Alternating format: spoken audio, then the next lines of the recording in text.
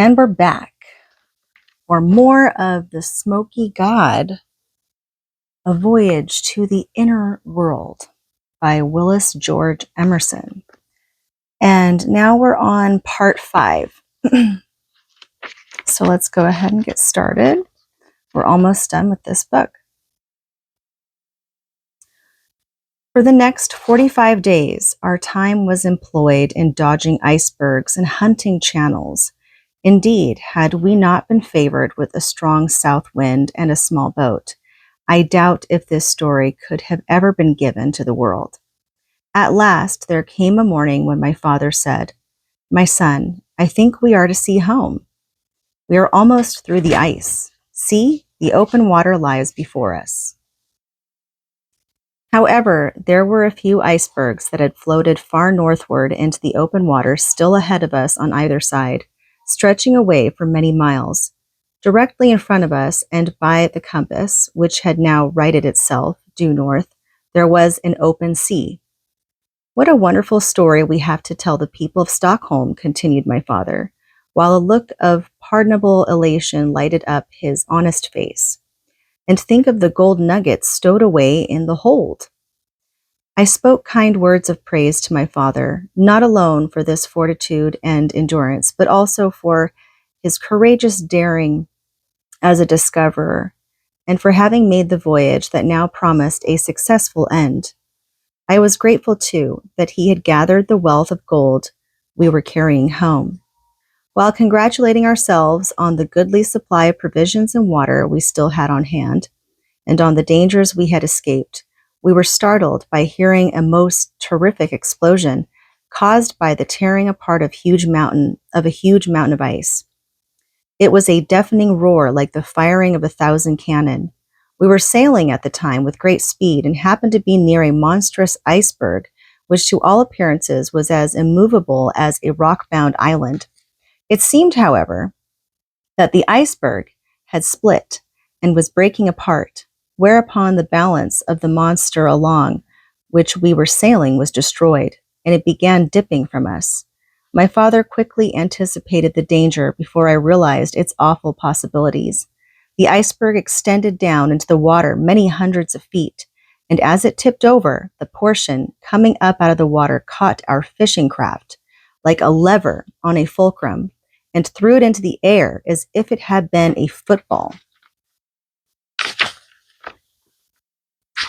Our boat fell back on the iceberg, that by this time had changed the side next to us for the top.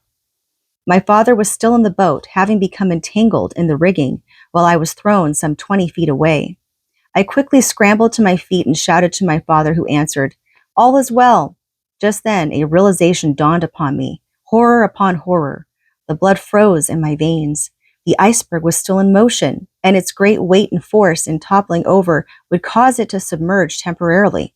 I fully realized what a sucking maelstrom it would produce amid the worlds of water on every side.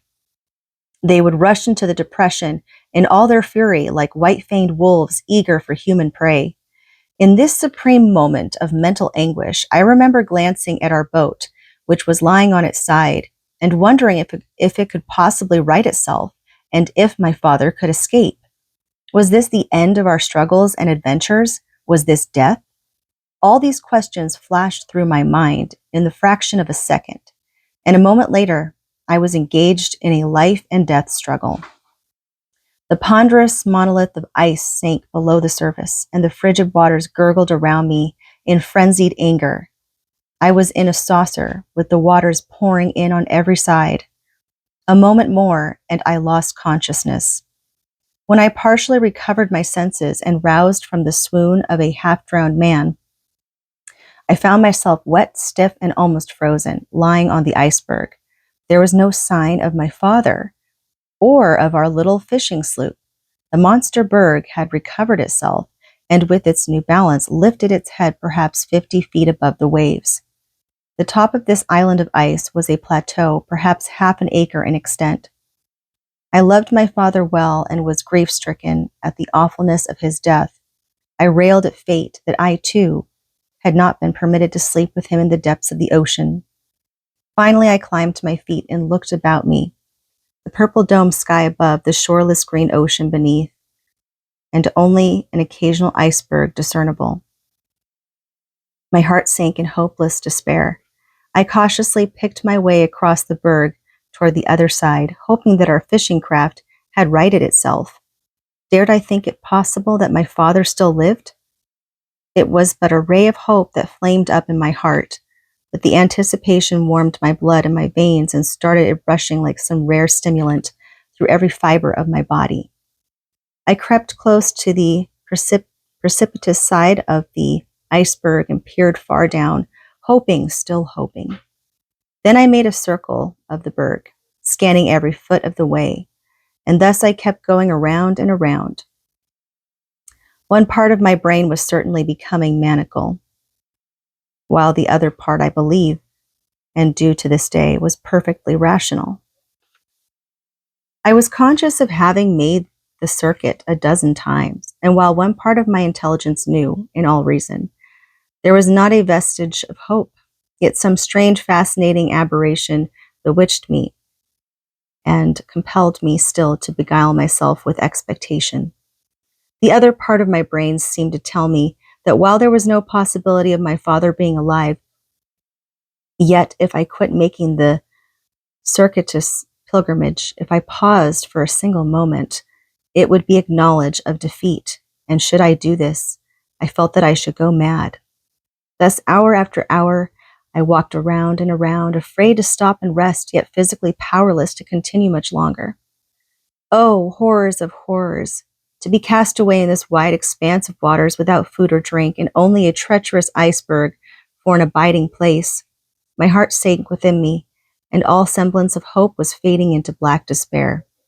Then the hand of the deliverer was extended, and the death-like stillness of a solitude rapidly becoming unbearable was suddenly broken by the firing of a signal gun. I looked up in startled amazement when I saw less than half-mile away a whaling vessel bearing down toward me with her sail full set. Evidently, my continued activity on iceberg had attracted their attention. On drawing near, they put out a boat, and descending cautiously to the water's edge, I was rescued, and a little later lifted on board the whaling ship. I found it was Scotch whaler the Arlington. She had cleared from Dundee in September and started immediately for the Antarctic in search of whales. The captain, Angus Macpherson, seemed kindly disposed, but in matters of discipline, as soon as I learned, possessed of an iron will. When I attempted to tell him that I had come from the inside of the earth, the captain and mate looked at each other, shook their heads, and insisted on my being put in a bunk under strict surveillance of the ship's physician. I was very weak for want of food and had not slept for many hours. However, after a few days' rest, I got up one morning and dressed myself without asking permission of the physician or anyone else, and told them that I was as sane as anyone. The captain sent for me and again questioned me concerning where I had come from and how I came to be alone on an iceberg in the far-off Antarctic Ocean. I replied that I had just come from the inside of the earth, and proceeded to tell him how my father and myself had gone in by way of Spitzbergen and come out by way of the South Pole country, whereupon I was put in irons. I afterward heard the captain tell the mate that I was as crazy as a March hare, and that I must remain in confinement until I was rational enough to give a truthful account of myself. Finally, after much pleading and many promises, I was released from irons. I then and there decided to invent some story that would satisfy the captain and never again refer to my trip to the land of the Smoky God, at least until I was safe among friends. Within a fortnight, I was permitted to go about and take my place as one of the seamen. A little later, the captain asked me for an explanation. I told him that my experience had been so horrible that I was fearful of my memory, and begged him to permit me to leave the question unanswered until some time in the future. "I think you are recovering considerably," he said, "but you are not sane yet by a good deal." "Permit me do such work as you may assign," I replied, and if it does not compensate you sufficiently, I will pay you immediately after I reach Stockholm, to the last penny. Thus the matter rested. On finally reaching Stockholm, as I have already related, I found that my good mother had gone to her reward more than a year before.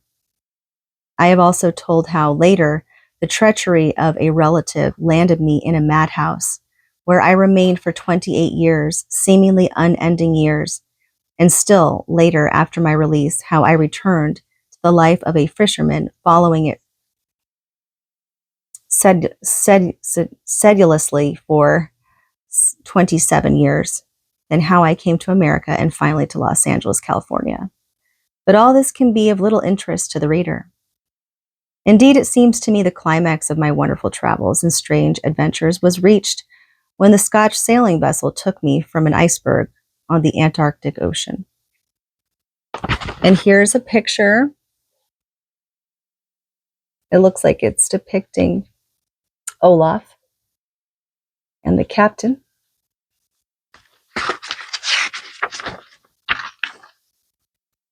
Part 6, Conclusion. In concluding this history of my adventures, I wish to state that I firmly believe science is yet in its infancy concerning the cosmology of the Earth. There is so much that is unaccounted for by the world's accepted knowledge of today, and will ever remain so until the land of the Smoky God is known and recognized by our geographers. It is the land from whence came the great logs of cedar that have been found by explorers in open waters far over the northern edge of the Earth's crust, and also the bodies of mammoths whose bones are found in vast beds on the Siberian coast. Northern explorers have done much. Sir John Franklin, de Haven, Grinnell, Sir John Murray, Kane, Melville, Hall, Nansen, Schwatka, Greeley, Perry, Ross, Gerlach, Bernacchi, Andre, Amsden, Amundsen, and others have all been striving to storm the frozen citadel of mystery. I firmly believe that Andre and two brave companions, Strindberg and Frankel, who sailed away in the balloon, not Orion, but Orion. Only difference is it's an E, not an I. From the northwest coast of Spitsbergen on that Sunday afternoon of July 11th, 1897, are now in the within world and doubtless are being entertained as my father and myself were entertained by the kind-hearted giant race inhabiting the inner Atlantic continent. Having in my humble way devoted years to these problems, I am well acquainted with the accepted definitions of gravity as well as the cause of the magnetic needle's attraction, and I am prepared to say that it is my firm belief that the magnetic needle is influenced solely by electric currents, which completely envelop the Earth like a garment, and that these electric currents in an endless circuit pass out of the southern end of the Earth's cylindrical opening, diffusing and spreading themselves over all the outside surface and rushing madly on in their course toward the North Pole. And while these currents seemingly dash off into space at the Earth's curve or edge, yet they drop again to the inside surface and continue their way southward along the inside of the Earth's crust. Yeah, because it shows as well the cycle. It goes to the center and it fans out the currents. And you wonder why that is. I don't see why that's such a bogus thing to ponder. The inner Earth theory. I don't see why that's such a bogus, insane, completely,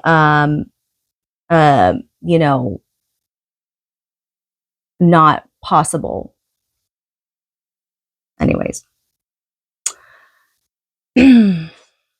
As to gravity, no one knows what it is because it has not been determined whether it is atmospheric pressure that causes the apple to fall, or whether 150 miles below the surface of the Earth, supposedly one halfway through the Earth's crust, there exists some powerful lodestone attraction that draws it.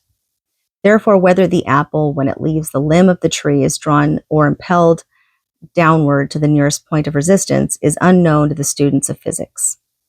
Sir James Ross claimed to have discovered the magnetic pole at about 74 degrees latitude. This is wrong. The magnetic pole is exactly one half the distance through the Earth's crust. Thus, if the Earth's crust is 300 miles in thickness, which is the distance I estimate it to be, then the magnetic pole is undoubtedly 150 miles below the surface of the Earth. It matters not where the test is made. And at this particular point, 150 miles below the surface, gravity ceases, becomes neutralized. And when we pass beyond that point on toward the inside surface of the Earth, a reverse attraction geometrically increases in power until the other 150 miles of distance is traversed, which would bring us out on the inside of the Earth. Thus, if a hole were bored down through the Earth's crust at London, Paris, New York, Chicago, or Los Angeles, a distance of 300 miles, it would connect the two surfaces. While the inertia and momentum of a weight dropped in from the outside surface would carry it far past the magnetic center, yet before reaching the inside surface of the Earth, it would gradually diminish in speed. After passing the halfway point, finally pause and immediately fall back toward the outside surface and continue thus to oscillate, like the swinging of a pendulum with the power removed, until it would finally rest at the magnetic center or at the particular point exactly one half the distance between the outside surface and the inside surface of the Earth. The gyration of the Earth in its daily act of whirling around in its spiral rotation at a rate greater than 1,000 miles every hour, or about 70 miles per second, makes of it a vast electro-generating body, a huge machine, a mighty prototype of a puny man-made dynamo, which, at best, is but a feeble imitation of nature's original. And then here's another point of context, number 24, from the Arctic Manual. Mr. Lemstrom concluded that an electric discharge, which could only be seen by means of the spectroscope, was taking place on the surface of the ground all around him, and that from a distance it would appear as a faint display of aurora, the phenomena of pale and flaming light, which is sometimes seen on the top of the Spitzbergen Mountains. The valleys of this inner Atlantis continent, bordering the upper waters of the farthest north, are in season covered with the most magnificent and luxuriant flowers, not hundreds and thousands, but millions of acres, from which the pollen or blossoms are carried far away in almost every direction by the Earth's spiral gyrations and the agitation of the wind resulting therefrom. And it is these blossoms or pollen from the vast floral meadows within that produce the colored snows of the Arctic regions that have so mystified the northern explorers. Beyond question, this new land within is the home, the cradle of the human race, and viewed from the standpoint of the discoveries made by us, must of necessity have a most important bearing on all physical, paleontological,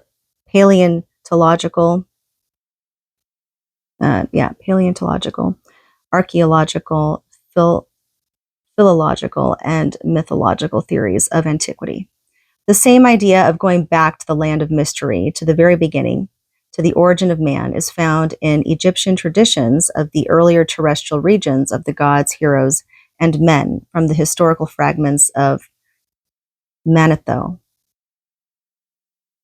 fully verified by the historical records taken from the more recent excavations of Pompeii, as well as traditions of the North American Indians.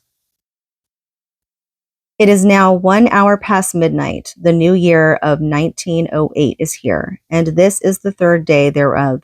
And having at last finished the record of my strange travels and adventures I wish given to the world, I am ready and even longing for the peaceful rest which I am sure will follow life's trials and vicissitudes.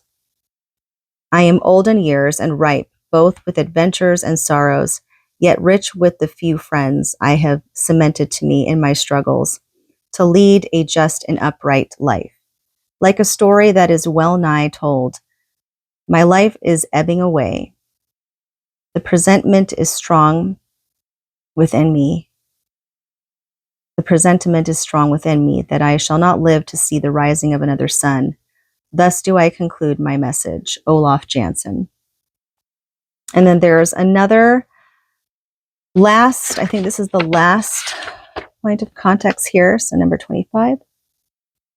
Cain, volume 1, page 44 says, we passed the crimson cliffs of Sir John Ross in the forenoon of August 5th. The patches of red snow from which they derived their name could be seen clearly at the distance of 10 miles from the coast. Le Chambre, in an account of André's balloon expedition on page 144, says, on the Isle of Amsterdam, the snow is tinted with red for a considerable distance, and the savants are collecting it to examine it microscopically. It presents, in fact, certain peculiarities. It is thought that it contains very small plants. Scorby, the famous whaler, had already remarked this. Scorby, the famous whaler. All right, so now we have, this is part 7, but it's the author's afterword. I found much difficulty in deciphering and editing the manuscripts of Olaf Jansen, and they were not easy to read. And the reader had difficulty in some parts too. However, I have taken the liberty of reconstructing only a very few expressions, and in doing this, have in no way changed the spirit or meaning. Otherwise, the original text has neither been added to nor taken from. Okay. It is impossible for me to express my opinion as to the value or reliability of the wonderful statements made by Olaf Jansen.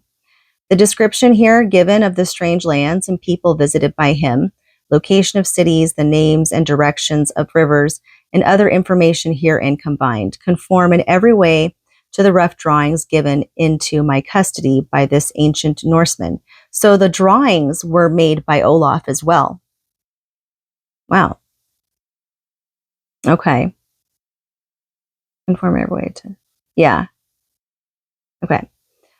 Which drawings together with the manuscript it is my intention at some later date to give to the Smithsonian Institution to preserve for the benefit of those interested in the mysteries of the farthest north, the frozen circle of silence.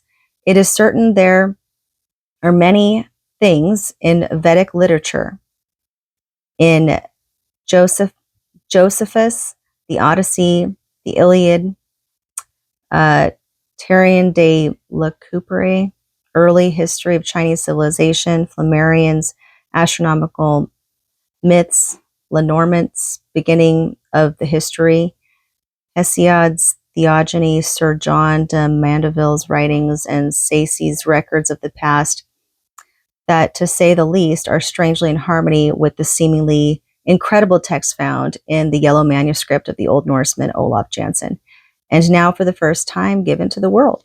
The end. Very interesting. Then there's a picture on the very end here. It says, globe showing section of the Earth's interior. The Earth is hollow. The poles, so long sought, are but phantoms. There are openings at the northern and southern extremities. That's the picture. Yeah, so there's like, if you see like kind of, there's those pictures that show the way that the electrical currents like that circulate around our planet, right? So it's like there's two that go out, but then it goes in, and it just kind of, but it goes through the center. And its rotations, and it's a current, you know. So I find that very fascinating. Like I said, I don't think that it is completely asinine to speculate or ponder the theories of a hollow earth. Maybe not entirely hollow, but there are parts that we don't fully know about. And then another thing that I find very fascinating, has lots of mystery in it, are our oceans, the ocean depths, and all the mysteries that lie beneath in the watery realms, that we don't know, that we have not fully explored. It wasn't until very recent that we started being able to build things and, you know, um, ships and vessels to go down further. But obviously, we still have some mistakes made, just like that Titanic. What was it called? That Titanic sub thing. It was just last year or the year before. I think it was last year, where the billionaires went in there and supposedly, it was all over the news, of course. But like I said, I mean, some things I don't fully believe,